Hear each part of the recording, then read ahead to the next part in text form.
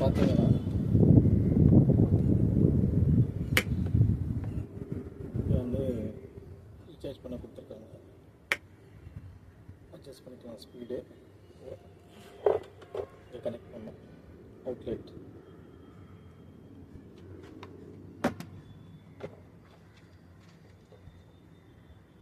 சரி வச்சாச்சு.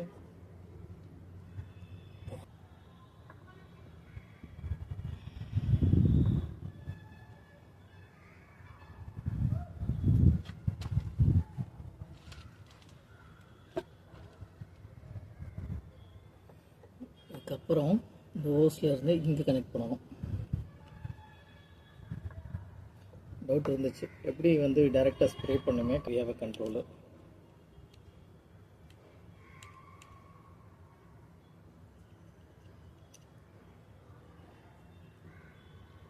ஹோஸும் ready. ஹோஸில் connect பண்ண போகிறோம். இல்லை எதனா வாசர் அப்படின்னா perfectly fits in this.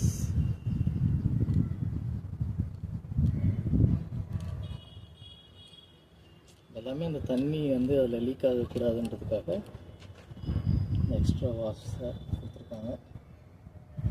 இந்த கேஸ் எனக்கு என்னமோ இதில் கூட போடணும்னு தோணுதுங்க. இன்னொரு க்ரீன் வாஷர் கொடுத்துருக்காங்க.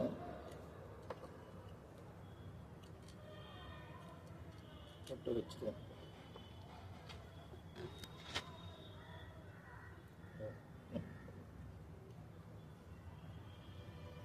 இங்கே கீழே வந்து அடப்பு இருந்தால் எடுக்கிறதுக்கா இல்லை ப்ரெஷருக்கா தெரில. இந்த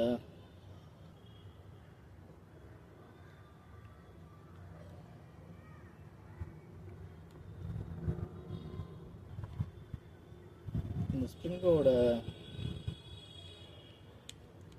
சென்சிட்டிவிட்டியை கூட அட்ஜஸ்ட் பண்ணிக்கலாம் இதை வச்சு.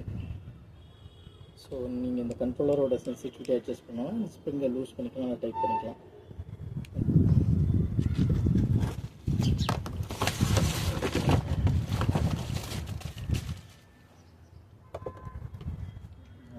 அட்ஜஸ்ட் வாட்டரில் வந்து எந்த ரெசிடியும் இல்லாமல் பார்த்துக்குவோம். மழை பெஞ்சதுனால கொஞ்சம்